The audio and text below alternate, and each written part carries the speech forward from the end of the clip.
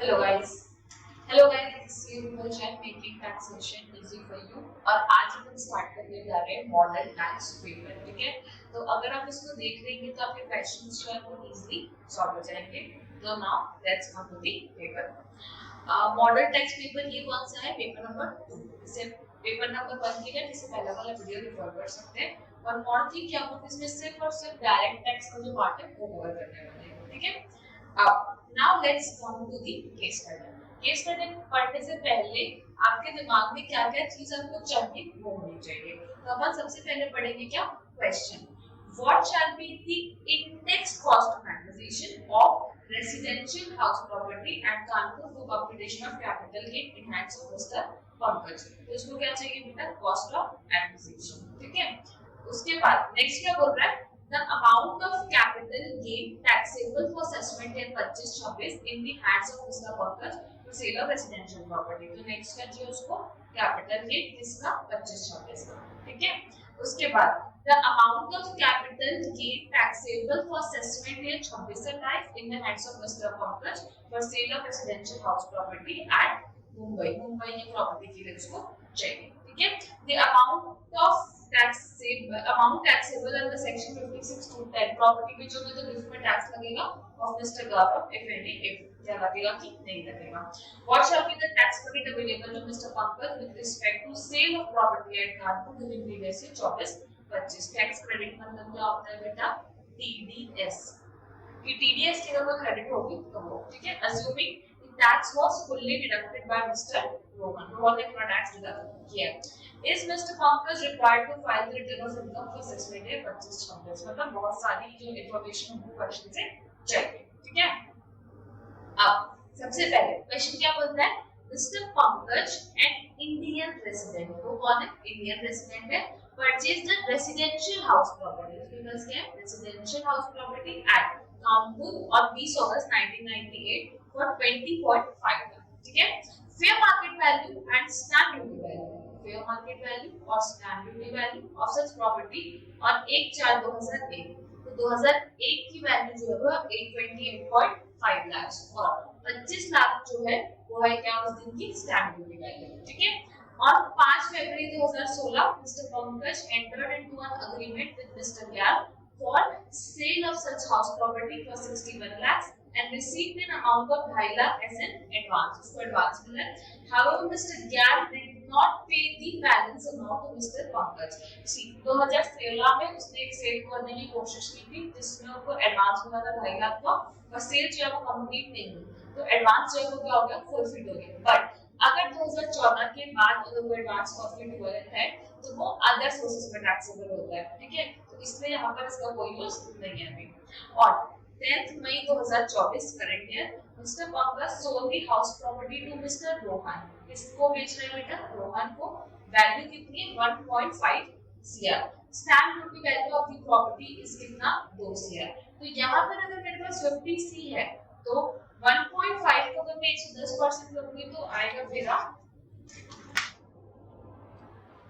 क्या? मेरे को चेक करना पड़ेगा कि मेरा जो 2 करोड़ है क्या ज्यादा है 110% ऑफ 1.5 CR से। तो 1.5 CR into 110% ऑब्वियसली ज्यादा है क्योंकि ये कितना आता है 1.65 CR। तो ज्यादा कौन सा है? 2 CR। तो अपन FVOC कौन सा लेंगे? 2 करोड़। तो मेरा जो FVOC आएगा क्वेश्चन में वो कितना आ जाएगा? 2 करोड़। ठीक है, उसके बाद next further he purchase 2 residential house. उसने 2 रेजिडेंशियल हाउस प्रॉपर्टी खरीदी कहां पर? एक दिल्ली में और एक मुंबई में फॉर ₹57 लाख ईच ऑन 28/9/2025। ठीक है, Mister Pankaj has no other income during the previous year 24-25। Due date of return filing for Mister Pankaj is 31 July 2025। ठीक है, ड्यू डेट कितना है? 31 जुलाई। अब अभी अपन क्या कर रहे हैं? अभी अपन सबसे पहले कैपिटल गेन का क्वेश्चन सॉल्व कर रहे हैं। तो कैपिटल गेन में मैंने एफसीओसी कैलकुलेट किया 2 करोड़ और इसमें मैंने कौन सा प्रोविजन लगाया है? यूपीसी का प्रोविजन लगाना है। ठीक है, अब मैं माइनस करूंगी क्या? इंडेक्स कॉस्ट ऑफ एक्विजिशन, क्योंकि ट्रांसफर हुआ है 23 जुलाई से पहले।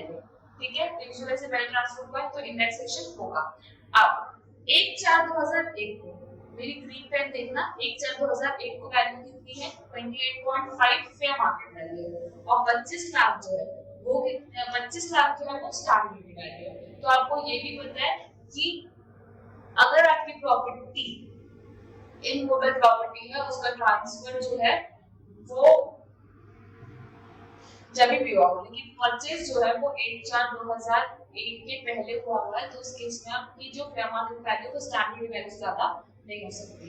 तो यहाँ पर आप लोगे 25 लाख डिवाइडेड बाय 100 into 363 तो आपकी वैल्यू आ जाएगी 25 lakhs divided by 100 into 363 की वैल्यू आ गई 90.75 lakhs 90.75 lakhs 90.75 lakhs ठीक है। अब माइनस कर देंगे अपन इसमें से 2 crore minus this minus 90,75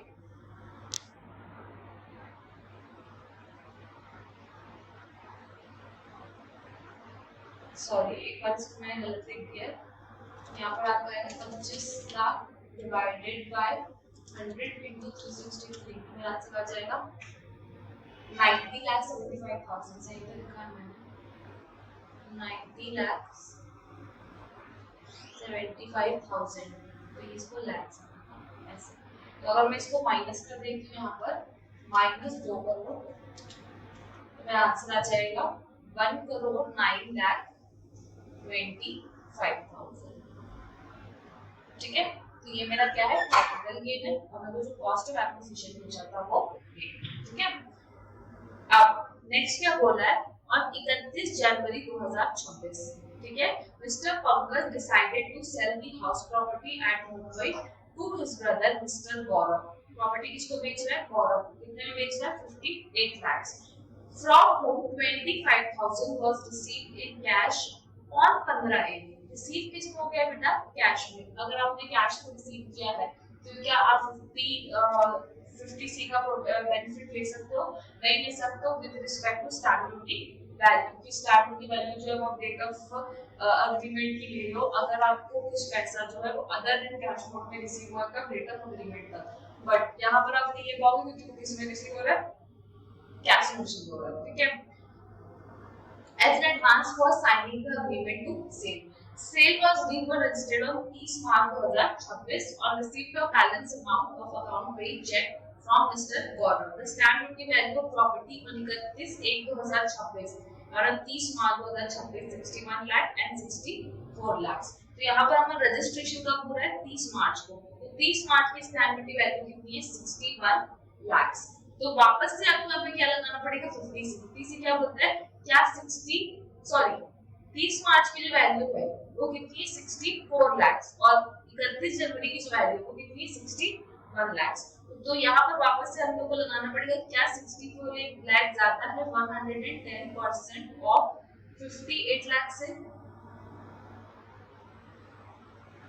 58 lakh से तो 58 lakh into 110% is equals to 63,80,000। हाँ तो कौन सा ज्यादा होगा बेटा 64 lakhs। यहाँ पर मैं FEO से कितना लूंगी 64 lakhs। कितने में ऊपर इन लोगों ने प्रॉपर्टी जो है वो परचेज की थी 57 lakhs में परचेज की थी। तो कॉस्ट ऑफ एक्विजिशन ये भी शॉर्ट टर्म कैपिटल एसेट है 57 लाख माइनस कर दोगे तो आपका आंसर आ जाएगा 64 माइनस 57 लाख 7 लाख आपका क्या आ जाएगा शॉर्ट टर्म कैपिटल जी ठीक है। अब नेक्स्ट यहाँ पे अपने को सॉल्व करना है क्वेश्चन क्या पूछ रहा है इंडेक्स कॉस्ट ऑफ एक्विजिशन पहली बार आपने प्रॉपर्टी बेची कार्गो की तो क्या था। तो यहाँ पर अपन लोगों ने कैलकुलेट किया कितना 90.75 lakhs। तो आपका आंसर है क्वेश्चन आंसर नंबर बी ठीक है। उसके बाद नेक्स्ट पूछते हैं amount of capital gain taxable for assessment year 25-26 in hands of mister Pankaj for sale of residential house property. तो यहाँ पे आपकी 2 करोड़ की सेल थी 2 करोड़ की सेल माइनस 90.75 का आंसर आ गया 1,09,25,000 ठीक है। तो यहाँ पे आपका आंसर आएगा 1,09,25,000 ठीक है। The amount of capital gain for assessment year 26-27 सी यहाँ पे अपना कैपिटल गेन कितना आया है 7 लाख रुपए। यहाँ पे अपन लोगों ने सेक्शन 54 में एग्जेम्पशन क्लेम नहीं की है फर्दर इन्वेस्टमेंट पे भी। रीजन भी कि क्वेश्चन में कहीं लिखा नहीं है कि उन लोगों ने या तो कैपिटल गेन स्कीम अकाउंट पैसे जमा किया है या ऐसा कुछ एग्जेम्पशन भी है, तो इस वजह से। और क्या बोलते हैं जो एक्विजिशन है वो 31 जुलाई के बाद हुआ, या तो 31 जुलाई तक एक्विजिशन हो जाना चाहिए था या तो कैपिटल गेन स्कीम अकाउंट पैसे जमा हो जाना चाहिए था, बट सिंस ऐसी कोई इंफॉर्मेशन मेंशन नहीं की तो हम लोगों ने 54 में एग्जेम्पशन नहीं ली है। अब सेक्शन 54 में एग्जेम्पशन नहीं ले लो तो यहाँ पे आपको डायरेक्टली 64 लाख माइनस 57 लाख आपका कितना आ जाएगा 7 लाख रुपए। तो 7 लाख रुपए आपको क्या आ जाएगा कैपिटल गेन। ठीक है, next, if there is any amount taxable under section 56 two 10, तो 56 टू 10 लगता अगर किसी बाहर वाले को बेचना, बट सिंस गौरव उसका क्या है ब्रदर है, यहाँ पर लिखा हुआ है कि उसने अपने भाई को प्रॉपर्टी ट्रांसफर की है और 56 टू 10 रिलेटिव के केस में एप्लीकेबल नहीं होता है। ठीक है, यहाँ पर देन आपका आंसर आएगा क्योंकि रिलेटिव के केस में एप्लीकेबल नहीं होता है। ठीक है, अब नेक्स्ट क्या बोल रहा है, what shall be the tax credit available to Mister Pankaj with respect to sale of property at Kanpur. जब उसने कानपुर की प्रॉपर्टी सेल की है तो उस केस में क्या उसको टैक्स क्रेडिट मिलेगी, तो टैक्स क्रेडिट का मतलब है क्या टीडीएस। हाँ, तो यहाँ पर आपको कौन सा सेक्शन एप्लीकेबल होगा 194(I)(a) that is immovable asset का सेल। अब इसमें जो आपका टीडीएस कटता है वो कितना कटता है, तो 1% ऑफ योर सेल प्राइस। तो आप लोग की जो सेल प्राइस है यहाँ पर कितनी बेटा 2 करोड़, तो 2 करोड़ का 1% कितना हो जाएगा 2 लाख रुपीस। तो यहाँ पे आप लोगे 2 crore into 1% is equals to rupees 2 lakh, तो फर्स्ट वाला आपका आंसर हो जाएगा। ठीक है, अब लास्ट में is Mister Pankaj required to file return of income for suspend year 25-26। अब यहाँ पर दो आंसर है, yes is total income exceeds basic exemption limit, तो उसकी total income basic exemption limit ऐसे भी क्रॉस कर रही है और हम लोगों ने कोई एग्जेम्पशन नहीं ली सेक्शन 54 की, इसका आंसर जो है कौन सा है फर्स्ट वाला। ठीक है, उसके बाद कम टू सेकंड एमसीक्यू।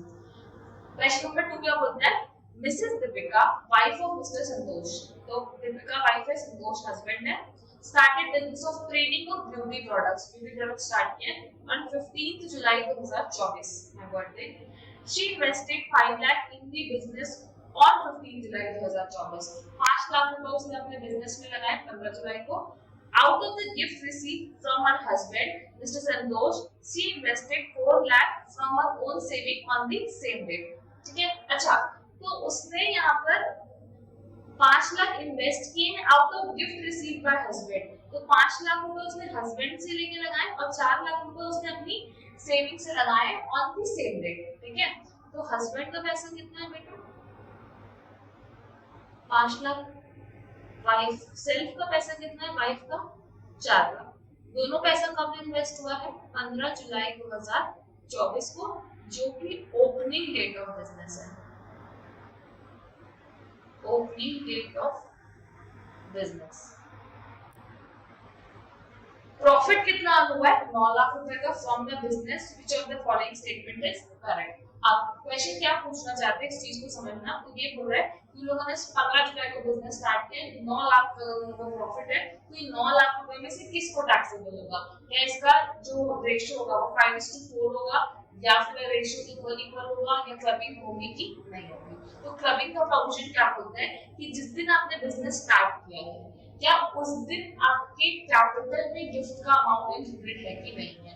हाँ, तो मैंने बिजनेस स्टार्ट कब किया 15 जुलाई और मेरे को हस्बैंड से पैसा भी कब मिला था 15 जुलाई को ही मिला और 15 जुलाई को इन्वेस्ट कर दिया। ठीक है, तो जिस दिन बिजनेस स्टार्ट किया उस दिन मेरा भी पैसा लगा हुआ और हस्बैंड का भी पैसा लगा, तो उस वजह से सिंस ओपनिंग कैपिटल में गिफ्ट का अमाउंट इंक्लूडेड है, हमारे जो केस है उसमें क्या होगी क्लबिंग होगी और प्रोपोर्शनेट क्लबिंग होगी। तो मतलब जो 9 लाख है उसको अपन डिवाइड कर देंगे 5:4 में, तो 5 लाख रुपीस जो है वो किसके हाथ में टैक्सेबल होगा हस्बैंड के हाथ में, और 4 लाख रुपीस जो है किसके हाथ में टैक्सेबल होगा वाइफ के हाथ में। तो 5 lakh husband mister Santosh and 4 lakh is including hands of miss Deepika. ठीक है, next mister x a resident 47 years, पहली बात तो क्या है रेसिडेंट है, एज में है उसकी 47 इयर्स, सैलरी इनकम कितनी है 7,25,000 जो कि कंप्यूटेड है। ठीक है, एंड एग्रीकल्चर इनकम कितनी है 1 lakh for previous year 24-25। Compute the tax liability for suspend year 25-26 if he has opted out of default tax regime under 115 base। कुछ नहीं, बहुत सिंपल है। यहाँ पर आपको दिया हुआ सैलरी इनकम, मतलब समझ जाओ कंप्यूटेड है, तो आपको आ जाएगी टोटल इनकम। टोटल इनकम आपको दी हुई है 7,25,000 और एग्रीकल्चर इनकम दी हुई है आपको 1 लाख। तो यहाँ पे आपकी एग्रीगेट इनकम हो गई है 8,25,000। अब देखो क्या करना है, 8,25,000 के ऊपर टैक्स निकालना है। तो जब मैं 8,25,000 के ऊपर टैक्स निकालूंगी तो मैं नॉर्मल टैक्स रेट से निकालूंगी, मतलब ऑप्शनल टैक्स रेट से निकालूंगी। तो यहाँ पर हो गया आपका 3,25,000 into 20% plus 12,500 is equals to 77,500। तो मेरा टैक्स आ गया है 77,500।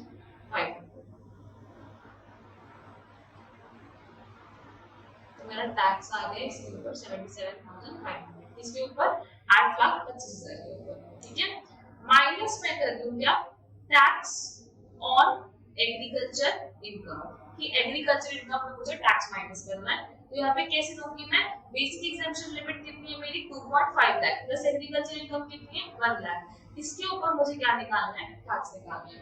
मैं लूंगी 1 लाख का 5% दैट इज 5,000 रुपीस, माइनस कर दूंगी तो मेरा आंसर आ जाएगा 77,500 minus 5,000 is equals to 72,500 plus 4% health administration है into 4% 2,900 plus is equals to 75,400। ठीक है, तो आपका आंसर क्या होगा 75,400। उसके बाद now come to the next portion called as what, descriptive questions। ठीक है, क्वेश्चन नंबर 1।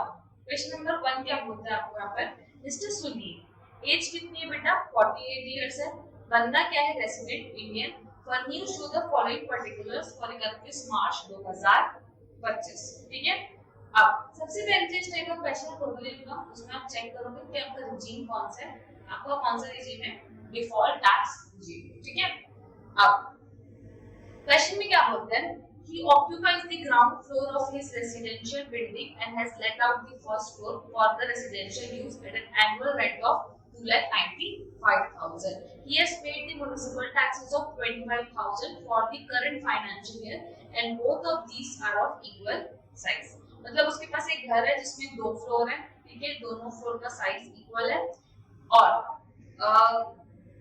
घर जो है वो रेसिडेंशियल बिल्डिंग है और आधी जो सेल्फ ऑक्यूपाइड है, आधी जो हो गया लेट आउट है। As per the interest certificate from HDFC Bank, he has paid 1,50,000 as interest and 80,000 towards the principal repayment of housing loan। से अब ये वेस्ट हो गया, इसके कारण डिफॉल्ट टैक्स रिजीम निकाल रहे हैं, क्योंकि डिफॉल्ट टैक्स रिजीम में आपको चैप्टर से डिडक्शन नहीं मिलती एक्सेप्ट 3 सेक्शंस। ठीक है, borrowed for the residential house। अब ये जो पूरी इंफॉर्मेशन है बेटा वो किसकी है, हाउस प्रॉपर्टी की है। तो हाउस प्रॉपर्टी में सबसे पहले मैं लूंगी किसके बारे में, लेट आउट वाले के बारे में।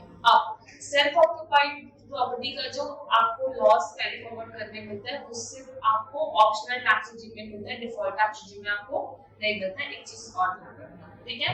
एनुअल रेंट कितना बोला है 2,95,000, तो इसका रेंट है बेटा 2,95,000 minus 30% for your standard deduction. तो 2,95,000 सॉरी आपका 2,95,000 माइनस यहाँ पर क्या है म्युनिसिपल टैक्सेस कितने 25,000 for the current financial year, तो हाफ इस साल में कितना हो जाएगा 12,500। ठीक है, तो minus municipal taxes is equals to 12,500। इसको मैंने माइनस किया, मेरा आंसर आ जाएगा 2,95,000 माइनस 12,500 2,82,500। ठीक है, अब 2,82,500 माइनस करूंगी मैं 30% स्टैंडर्ड डिडक्शन, माइनस करूंगी मैं क्या इंटरेस्ट। ठीक है, 30% इनटू 0.3 मेरा आंसर आ जाएगा 84,750। अब इंटरेस्ट जो है 1.5 लाख रुपए दोनों घर का है, तो एक घर का कितना हो जाएगा 75,000 माइनस कर देंगे तो इसका आंसर आ जाएगा 1,22,750। तो ये क्या है बेटा आपका income from house property. House property से आपको इनकम हुई है 1,22,750। ठीक है। उसके बाद नेक्स्ट क्या बोल रहा है, he owns an industrial undertaking established in SEZ which had commenced operation for financial year 1920। SEZ में की डिडक्शन 115 BCV नहीं मिलती है, क्योंकि अपन लोगों ने इसका एक शॉर्ट फॉर्म बनाया था। SEZ का एडिशनल डेप्रिसिएशन साइंटिफिक नहीं स्पेसिफाइड है, तो SEZ में नहीं मिलती, एडिशनल डेप्रिसिएशन में नहीं मिलती, स्पेसिफाइड बिजनेस 3580 में नहीं मिलती और साइंटिफिक रिसर्च में भी नहीं मिलती है। ठीक है। तो यहाँ पर आपको कोई एक्सेप्शन मिलेगी क्या? नहीं मिलेगी। इसमें जो भी डायरेक्ट आपका प्रॉफिट आ रहा है वो पीजीबी में टैक्सेबल हो जाएगा। आप चाहो तो उसको रीड कर सकते। ठीक है। उसके बाद नेक्स्ट क्या बोला है, he employed 20 new employees for the said industrial undertaking during the previous year 24-25। out of the 20 employees कितना हायर किया, 20 एम्प्लॉय हायर किया। 12 were employed on 1 मई 2024, 1 मई से आ गए for a monthly emoluments of 18,000 and remaining were employed from 1st September। जो लोग 1 सितंबर को आ रहे वो लोग 240 दिन के लिए से कम आ रहे, तो उस केस में आपको 80 डबल जे डबल ए डिडक्शन नहीं मिलेगी। और मंथली emoluments कितना है, 12,000। all these employees participate in RPF, they are paid their emoluments directly to their bank account। तो यहाँ पे आपको जो रिडक्शन मिलेगी 80 double J double A is equals to 12 employees थे आपके इनटू 18,000 पर मंथ इसकी वैल्यू हो गई, और एम्प्लॉयमेंट कब से, 1 मई से, तो लेंगे कितना 11 मंथ्स। फिर जो भी आपका आंसर आएगा इनटू 30%, तो आपका फाइनल आंसर आ जाएगा। आपका फाइनल आंसर आएगा 12 into 18,000 into 11.3 7,12,800। ठीक है। अब he has earned 30,000 40,000 as interest on saving bank deposit and fixed deposit, तो अदर सोर्सेस में टैक्सेबल हुआ कितना 70,000। ठीक है। he also sold his vacant land on 1/12/2024, कब बेचा है, दिसंबर में बेचा, और क्या बेचा अपनी लैंड बेचा, कितने के लिए 15 लाख। स्टैम्प ड्यूटी वैल्यू कितनी थी 16 लाख। सी अगर मैं यहाँ पर देखूंगी तो 50C जो है वो क्या बोलते हैं, स्टैम्प ड्यूटी वैल्यू ज्यादा नहीं होगी, because 16 lakh is not more than 15 lakh into 110%। अगर 15 लाख का मैं 10% करती हूँ तो आगे 16,50,000, स्टैम्प ड्यूटी वैल्यू कितनी है 16 लाख। तो यहाँ पर मैं एफवीओसी कितना लूंगी, क्वेश्चन के हिसाब से मैं एफवीओसी लूंगी 15 लाख रुपए ही, क्योंकि 50C जो है वो नहीं लगा है। The land was acquired on 1998 कितने की 2.8 लाख में। फेयर मार्केट वैल्यू जो थी उसकी वो कितनी थी 4.8 लाख। स्टैम्प ड्यूटी वैल्यू थी उसकी 4 लाख। ठीक है। तो एक्वायर हुई थी 2.8 लाख में, फेयर मार्केट वैल्यू थी 4.8 lakh, stamp duty value 4 lakh. आप कौन सी लोगे 4 लाख। रजिस्ट्रेशन एक्सपेंस उस टाइम में लगा था 12,000, जो नहीं लेंगे अपन। कॉस्ट इन्फ्लेशन इंडेक्स ये ठीक है। तो यहाँ पर सिंस ट्रांसफर जो है कब हुआ है 23 जुलाई के बाद, तो अपन डायरेक्ट लेंगे कॉस्ट ऑफ एक्विजिशन, कितनी आएगी आपकी 4 लाख। अब माइनस कर दोगे 15 माइनस 4 कितना आता है 11 लाख रुपए। ठीक है। ये क्या होगा आपका लॉन्ग टर्म कैपिटल गेन। उसके बाद इंश्योरेंस प्रीमियम हो रहा है 40,000 का, बट 115 BAC में नहीं मिलता है, तो ये भी आपको नहीं मिलेगा। नाउ अभी आपको क्या निकालनी है, compute the total income and tax liability of Sumeet for assessment है 25-26। तो अगर मैं इसको आपका आंसर निकाल के दिखाऊं तो आपका आंसर होगा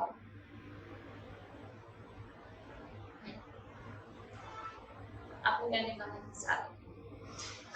सैलरी में सबसे पहले उन लोगों ने देखा था हाउस प्रॉपर्टी, तो हाउस प्रॉपर्टी का आपका आंसर था 1,22,750। ठीक है। पीजीबीपी में अपना आंसर आया था कितना 40 लाख। ठीक है। उसके बाद डबल था कैपिटल गेन में आपका आंसर कितना है 11 लाख।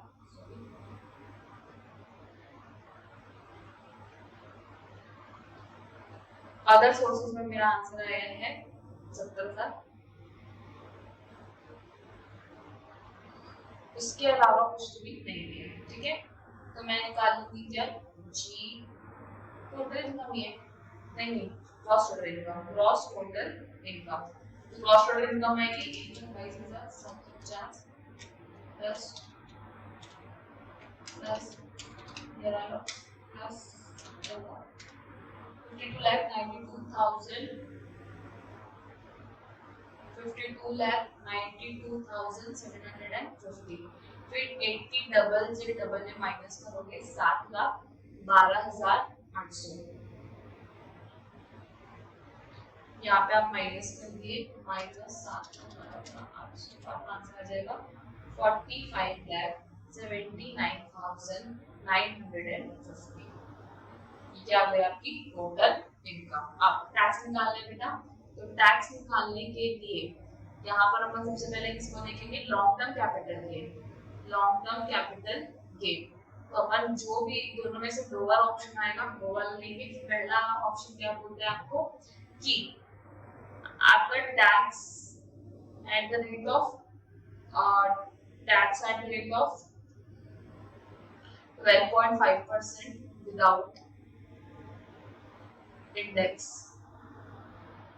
और tax at the rate of 20% with index, ठीक है। तो आपका विदाउट इंडेक्स इसका कितना है, 11 लाख इंटू 12.5%, आपका आंसर आ जाएगा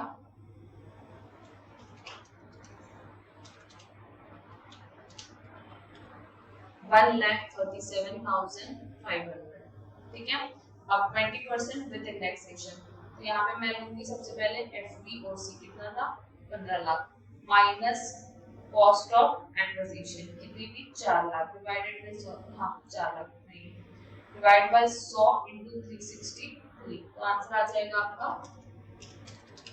4 lakh divided by 100 into 363 is equals to 14.52 lakhs, minus कर दोगे आपका आंसर आ जाएगा 48,000, ठीक है।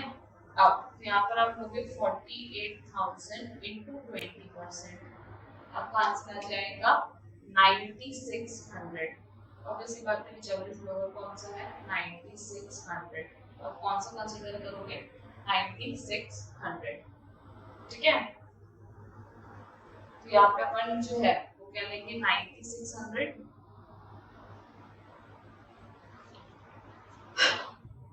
Long term capital gain.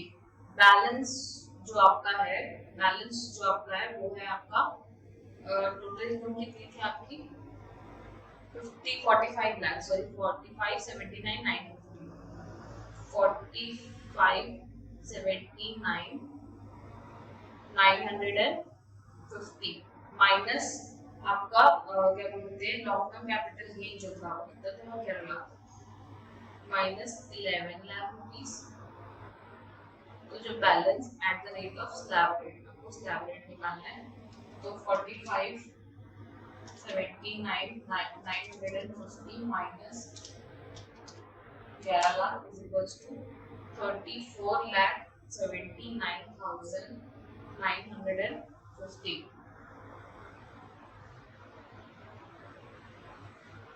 ठीक है। अब माइनस इसकी एज पर देखते हैं 48 ईयर्स, तो माइनस 10 नहीं माइनस 10 लाख माइनस 15 लाख करना पड़ेगा क्योंकि 1.5 डेज चल रहा है, minus 15 lakh into 0.3 plus 1,40,000 into 7 into 1.04, so 7,63,344 plus equals to, oh shit, मैंने 9600 पे सेस नहीं लगाया, इधर भी सेस लगा दिया यार, कैसे चेक कर लेंगे इसको, 34,79,950 minus 15 lakh into 0.3 plus 1,40,000 is equal to 7,33,985 plus 9,600 is equal to 7,43,585, into 4%, 29,743 plus आएगा 77,73328 7,73,328.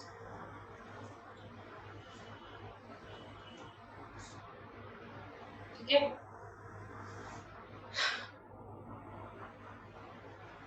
just a second. Now come to the next question. Next question क्या बोलता है?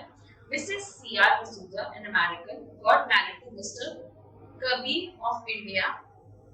Got married to Kabir of India on 14 फरवरी 2024. तो डिसूजा ने कबीर से शादी कर ली है, ठीक है? और डिसूजा है वो कौन है बेटा? अमेरिकन है. अब जो व्यक्ति अमेरिकन है मतलब वो इंडियन सिटीजन नहीं है, तो जो इंडियन सिटीजन है पर्सन ऑफ इंडियन ओरिजिन नहीं होता है, क्या उसके ऊपर एक्सेप्शन लगता है? नहीं. Came to India for the first time on 18 मार्च 2024. पिछले समय की she left for Australia. India से कब जा रही? 16 अगस्त को जा रही है. Return to India on 23 मार्च 2025. 23 मार्च को वापस आ रही है. अब एक चीज समझना, ये इंडियन सिटीजन नहीं, तो इसके ऊपर एक्सेप्शन नहीं लगेगा. एक्सेप्शन नहीं लगेगा तो क्या लगने वाला है आपको? बेसिक कंडीशन, या तो 182 डेज या तो 60 प्लस 365 डेज. तो यहाँ पे अपन निकालेंगे नंबर ऑफ डेज. 16 अगस्त को बाहर जा रही है तो अप्रैल से लेकर अगस्त तक जो डेज आएंगे वो आएंगे. तो अप्रैल, मई, जून, जुलाई, अगस्त में 16 प्लस वापस तो हमारी 23 मार्च को आ रही है. तो 23 मार्च को आप उधर कैलकुलेट करोगे 8 + 1 9 डेज. ठीक है, तो यहाँ पर आपका आ जाएगा 147 डेज.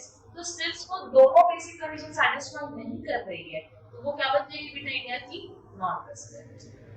ठीक है, और 1/4/2024 she has purchased a flat in Mumbai. Flat खरीदी है which was let out to Sameer on a rent of 26,000 per month from 1 जून, मतलब 10 महीने के लिए रेंट ऑन किया हुआ है.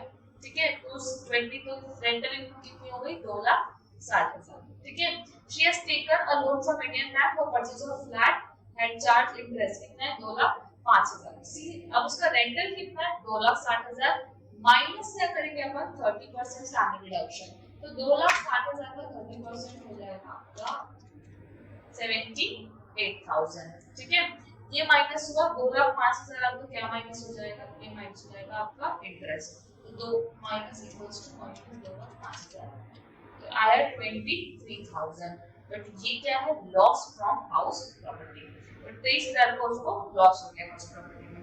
While in India during the previous year 24-25 she has received a gold chain from her in-laws. अगर relative से gift मिलता है तो वो एग्जेम्प्ट होता है. 1,65,000 for very close friend of the husband. Husband का क्लोज फ्रेंड रिलेटिव नहीं है तो उससे जो भी होगा उससे टैक्स लगेगा. तो 1,65,000 जो है टैक्सेबल हो जाएगा. तो 1,65,000 माइनस 23,000 तो मेरी नेट इनकम कितनी आ जाएगी? 1,42,000. ठीक है, कम from the following information you are required to determine residential status निकालना है, टोटल इनकम निकालना है. बस रेजिडेंशियल स्टेटस क्या हो गया बेटा? Non resident. टोटल इनकम कितनी हो गई है? 1,42,000. ठीक है, अब नेक्स्ट डिस्कस करो और क्या बताओ कि टीडीएस और टीसीएस का इंपैक्ट है कि नहीं है. Come to the question.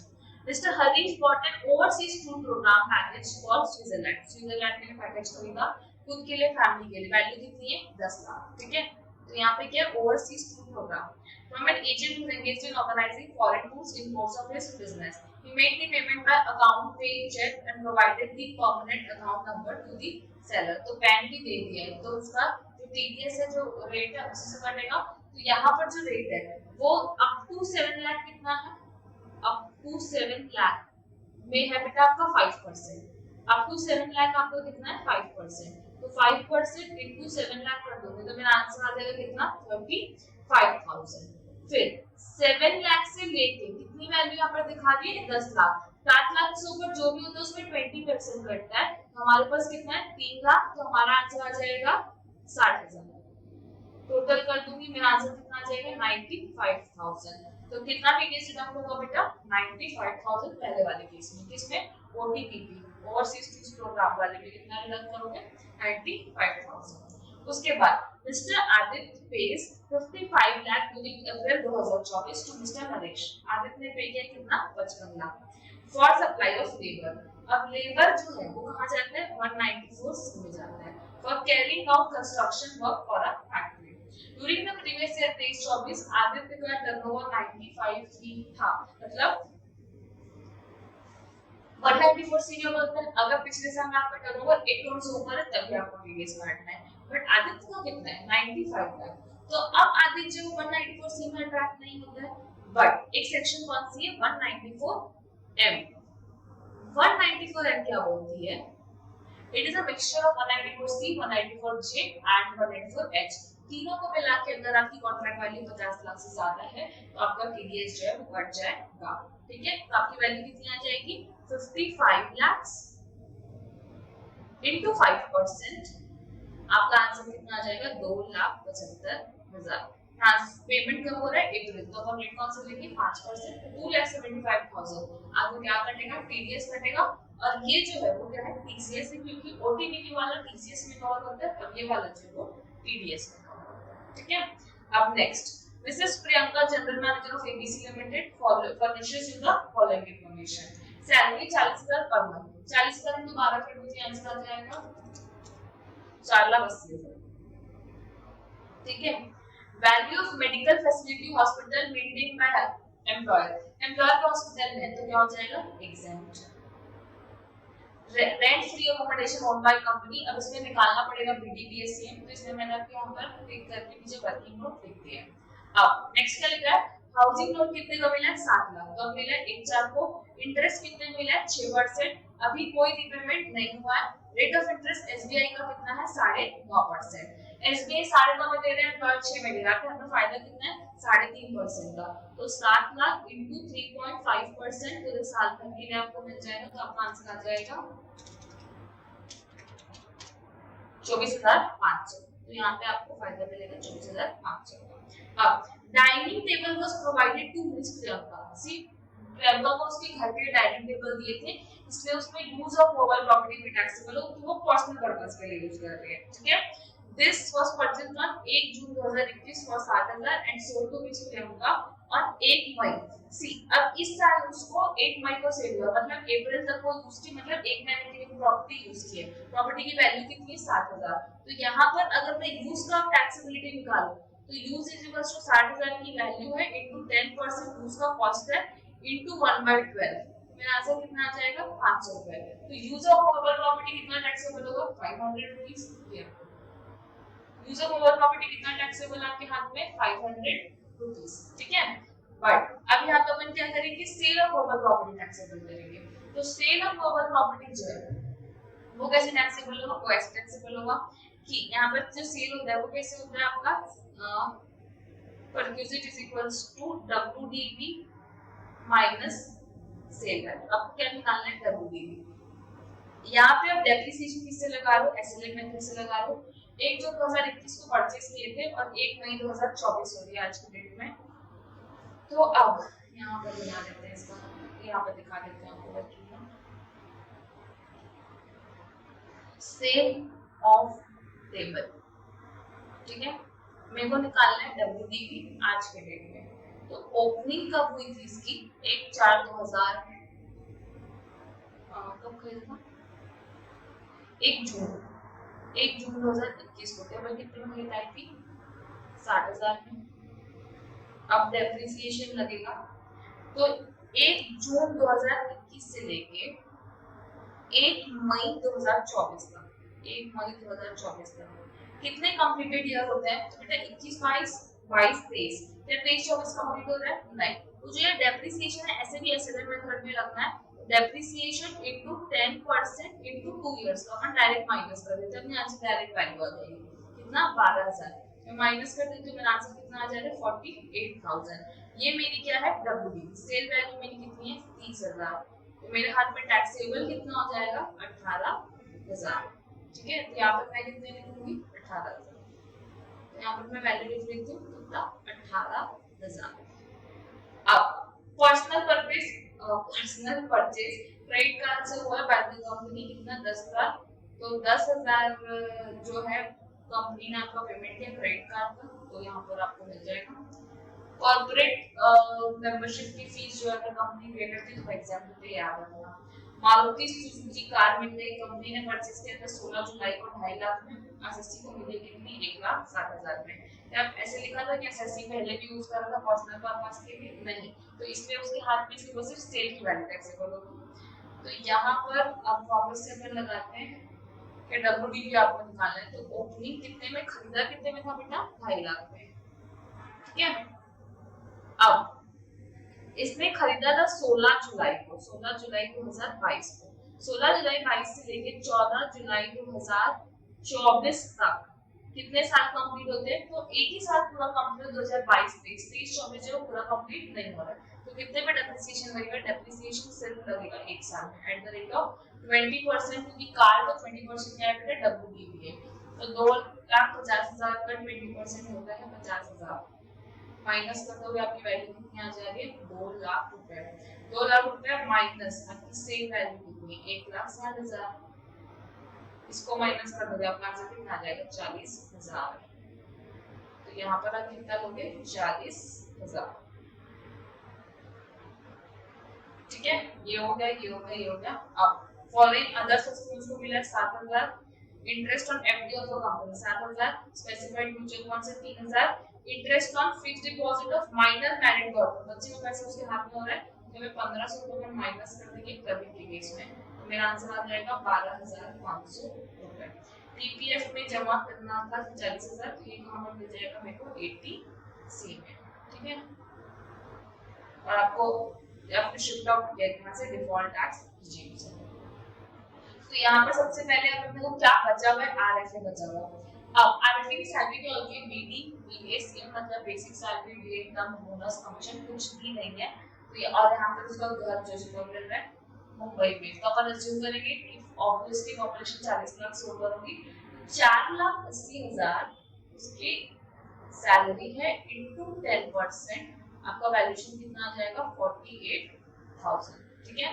तो मैं यहाँ पे अगर सैलरी का टोटल मारूंगी, तो यहाँ पर सबसे पहले मैं लिखूंगी क्या सैलरी,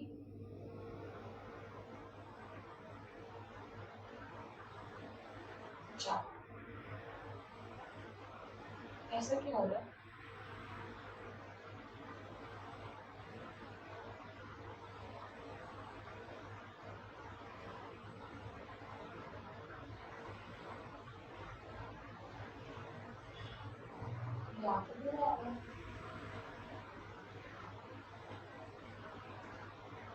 हाँ सैलरी कितनी है आपकी 40,000,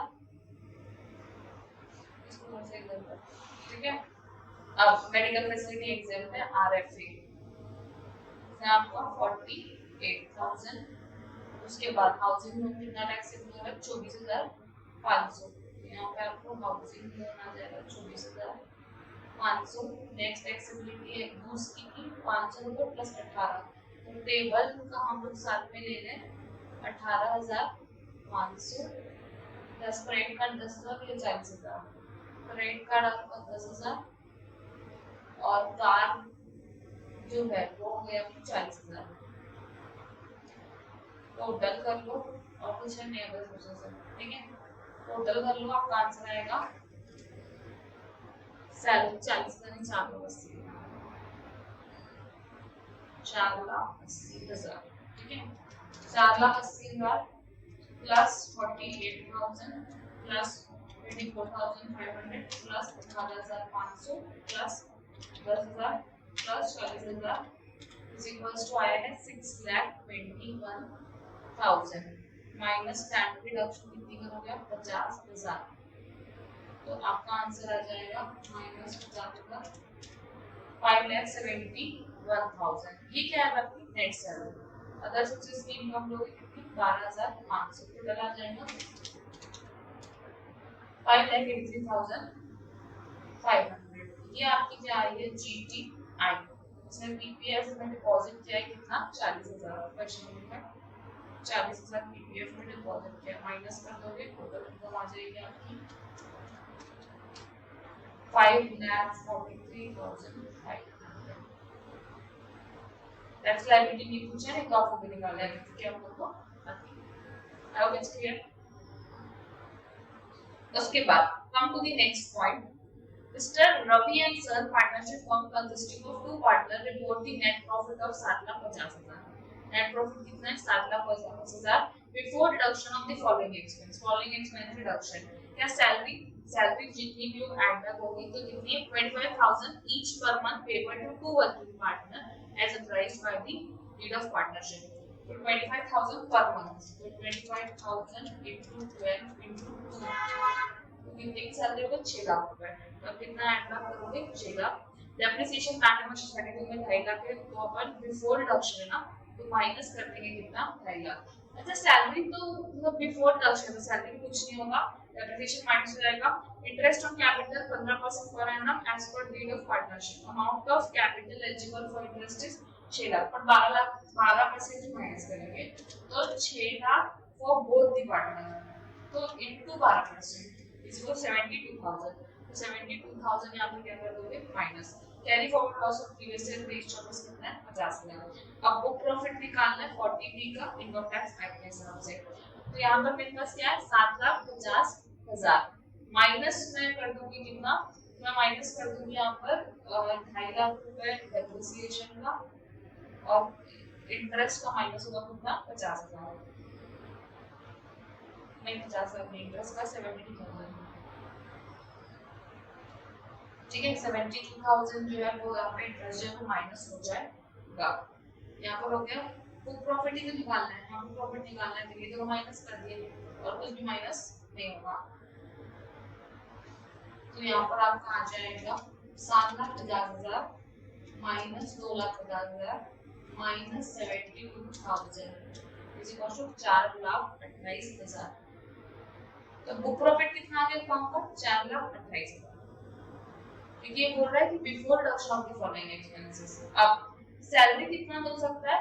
तो हम बोलते हैं फर्स्ट 6 लाख का 90%, तो फर्स्ट आपका 6 लाख है 4 लाख 28,000 इनटू 90% 3,85,200, और सेकंड अपन बोलते हैं कितना? 3 लाख व्हिचएवर इज हायर। तो अपन की सैलरी जो है रेम्युनरेशन जो दोनों वर्किंग पार्टनर को पे कर सकते हैं वो है 3,85,200 मैक्सिमम। ठीक है, अब नेक्स्ट क्या बोला है? Following are the details of written Roshan. Roshan की डिटेल है। रोशन क्या है? एक रेसिडेंट एरिया है relating to year 31 March 2025। Short term capital gain है। लॉस फ्रॉम क्या है? हाउस प्रॉपर्टी है। लॉस फ्रॉम स्पेकुलेशन बिजनेस है। लॉस फ्रॉम कार्ड गेन है। कार्ड गेन फॉलो करो तो कार्ड गेन, लेकिन कैरी फॉरवर्ड हो सकता है ना, अब वो नहीं है। Brought forward losses for assessment year 22-23, ठीक है, 86,000। डिविडेंड एबीसी लिमिटेड का इतना लॉस फ्रॉम प्री बिजनेस जो है कितना? 1,06,000। तो इसमें ये जो है वो लॉस है, ये भी लॉस है, ये भी लॉस है,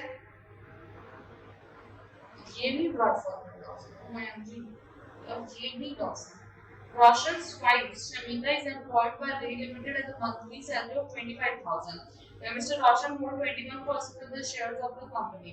Shamita is not adequately qualified. तो क्या होगा रोशन के नाम में? रे लिमिटेड ना, हाँ, तो ब्लॉक होगा 25,000 into 12 और फिर माइनस स्टैंडर्ड है उसको 50,000। ठीक है, you are required to compute total income of Roshan for the assessment at purchase submit exercise document for next year। ठीक है, अब वो क्या निकाली? रोशन की इनकम निकाली। तो आप लोगों के पास बहुत सिंपल तरीका है अभी work of model text paper 2। तो कभी भी मैं जब मैं सेटअप का क्वेश्चन सॉल्व करती हूँ तो मेरा फॉर्मेट थोड़ा सा डिफरेंट होता है। तो ये मेरा 5 कॉलम का फॉर्मेट होता है, मैं हर उसके अलग अलग बनाती हूँ ताकि कंफ्यूजन ना हो और वो छूटे ना। ठीक है, तो 1 2 3 4 और 1 5, ठीक है, तो 6 बना देते हैं, कोई दिक्कत नहीं। अब यहाँ पर सबसे पहले क्या होगा? सैलरी। दूसरा क्या होगा? House property. तीसरा क्या होगा? पीजीपीपी। चौथा क्या होगा? Capital gain. पांचवा क्या होगा? Other sources. ठीक है, अब सबसे पहले अपन लिख लेंगे क्या क्या लिखा है। पहले क्या लिखा है? Short term capital gain. तो कैपिटल गेन किसमें आ जाएगा बेटा? 1,50,000, और मैं मेंशन कर दूंगी क्या? Short term capital gain. तो जिसके अगेंस्ट में कुछ रेस्ट्रिक्शन होती है, सेट ऑफ की रेस्ट्रिक्शन होती है, तो वहां पे आप नाम मेंशन कर दो, ज्यादा बेटर है। नेक्स्ट क्या है? Loss from house property. तो हाउस प्रॉपर्टी में लॉस है क्या? 2,50,000। अब यहाँ पर मैं नाम मेंशन नहीं कर रही हूँ क्योंकि इसमें हाउस प्रॉपर्टी में टाइप्स ऑफ इनकम नहीं है, हाउस प्रॉपर्टी की ही इनकम होगी, ठीक है। लॉस ऑन स्पेकुलेशन, कितना स्पेकुलेशन का लॉस है 50,000, तो 50,000 रुपए लॉस है किसका बेटा, स्पेकुलेशन। उसके बाद नेक्स्ट क्या है, लॉस फ्रॉम कार्ड गेम, कितना है बेटा 20,000, तो 20,000 रुपए जो है वो किसका है, कार्ड गेम का। लॉस ज्यादा है, इनकम कम है। Brought forward long term capital loss, तो यहाँ पर आपका लॉन्ग टर्म 86,000 है और ये क्या है, brought forward long term capital loss, ठीक है। डिविडेंड, तो डिविडेंड आपको 11 लाख, तो 11 लाख आपने लिखा हुआ है क्या, डिविडेंड के तौर पर, ठीक है। और loss from P business, C P में क्या होता है 60-40 होता है, तो लॉस भी आपका एग्रीकल्चर बिजनेस पर डिवाइड हो जाएगा। बिजनेस कितना होता है बेटा 40%, तो 1,06,000 का 40% ले लेंगे अपन, तो 1,06,000 का 40% आता है 42,400, तो 42,400 का मेरा कौन सा लॉस है बेटा, बिजनेस लॉस जो कि करंट है, ठीक है। इतनी इंफॉर्मेशन क्वेश्चन में और कुछ है नहीं। तो कभी मैं सेट ऑफ करना स्टार्ट करूंगी तो मैं कहां से करूंगी, मैं लास्ट से सेट ऑफ करना शुरू करूंगी। तो कार्ड गेम का लॉस, क्या कार्ड गेम का लॉस कैरी फॉरवर्ड होता है, नहीं होता। अभी मेरे पास इनकम कितनी है, तो मेरे पास है अभी क्या, डिविडेंड इनकम है, तो यहां पर मैं लिख दूंगी 11 लाख रुपीस मेरा आईएफएस का इनकम डिविडेंड, ठीक है। अब लॉन्ग टर्म का लॉस, तो लॉन्ग टर्म का जो लॉस है वो किससे सेट ऑफ होता है, सिर्फ लॉन्ग टर्म के प्रॉफिट सेट ऑफ होता है, बाकी किसी सेट ऑफ नहीं होता है। तो यहाँ पे लॉस भी कैरी फॉरवर्ड करना है, तो यहाँ पे मैं नीचे लिख दूंगी 86,000 में लॉस कैरी फॉरवर्ड कर रही हूँ, किसका, लॉन्ग टर्म कैपिटल लॉस। और मेरे पास शॉर्ट टर्म कैपिटल गेन कितना है 1,50,000, तो 1,50,000 मैं लिख दूंगी शॉर्ट टर्म कैपिटल गेन, ठीक है। अब यहाँ पर मेरे पास दो चीजों के लॉस है, स्पेकुलेशन का लॉस है और बिजनेस लॉस है, लॉस ये है, हाँ ठीक है। स्पेकुलेशन का लॉस किससे सेटअप होता है, तो स्पेकुलेशन का लॉस स्पेकुलेशन की इनकम से ही सेटअप होता है, तो यहाँ पर मैं लिख दूंगी स्पेकुलेशन का लॉस कितना है बेटा 50,000, तो 50,000 रुपीस स्पेकुलेशन जो है मुझे कैरी फॉरवर्ड करना है। बिजनेस लॉस, बिजनेस लॉस क्या सेटअप हो सकता है, पहले तो अपने हेड में होगा, अपने हेड में तो कुछ दिख नहीं रहा है, ठीक है, तो वो सेटअप हो सकता है short term setup, short term capital gain से, तो बिल्कुल इंट्रा हेड वो किससे भी हो सकता है और डिविडेंड से भी हो सकता है, ठीक है। तो इस 42,400 को अगर मैं सेट ऑफ कर देती हूँ,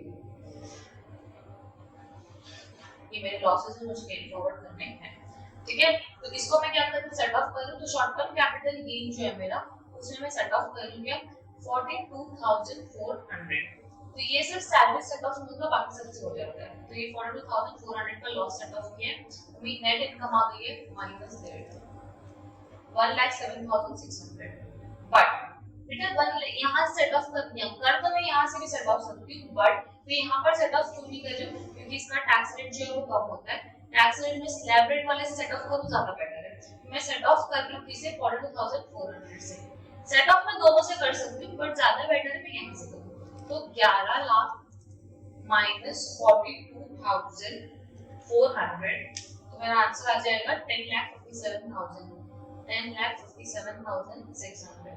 किसका सेट ऑफ किया मैंने, डिविडेंड का सेट ऑफ किया हुआ है, बिजनेस लॉस, ठीक है। तो ये मेरा इनकम आ गई है और ये मेरी इनकम है ऑलरेडी, तो ये मैंने लिख दिया है, मैंने सेट ऑफ कर दिया।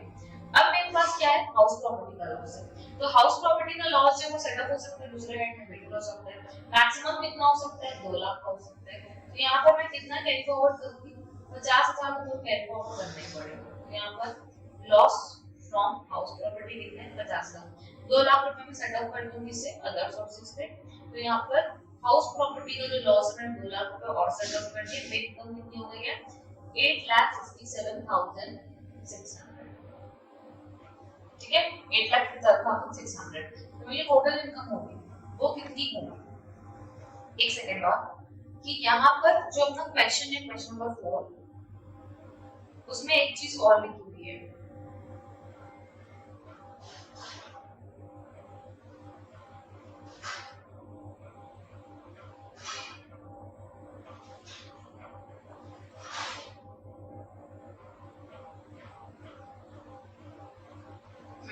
यहाँ पर लिखा है रोशन की वाइफ जो एम्प्लॉयड है रेल लिमिटेड में इसकी मंथली सैलरी है 25,000 और रोशन का उसमें 21% शेयर है, मतलब सब्सटैंशियल इंटरेस्ट है ऑफ द कंपनी। और शमिता जो है वो क्या बोलते हैं एडिक्वेटली क्वालिफाइड नहीं है, तो ये जो इनकम है वो क्लब हो जाएगी किसके हाथ में, रोशन के हाथ में। तो रोशन के पास सैलरी इनकम भी है 25,000 into 12, 25,000 into 12 कितना आ गया 3 लाख माइनस स्टैंडर्ड डिडक्शन में देंगे 50,000, तो मैं नेक्स्ट सैलरी यहाँ पे ले लूंगी कितनी 2,50,000।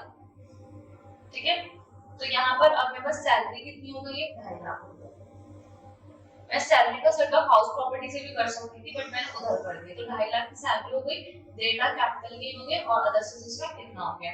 तो मेरी जो टोटल इनकम आएगी इसके अंदर आएगा, टोटल इनकम में आएगी salary is equals to 2,50,000, short term capital gain is equals to 1,50,000 और अदर सोर्सेज में मेरी इनकम आ रही है 8,57,600।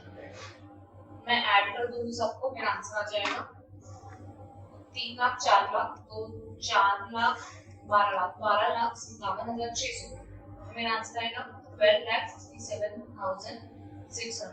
क्वेश्चन में क्या निकालना बोला है, टैक्सेबल इनकम ऑफ रोशन और जितना कैरी फॉरवर्ड करना है।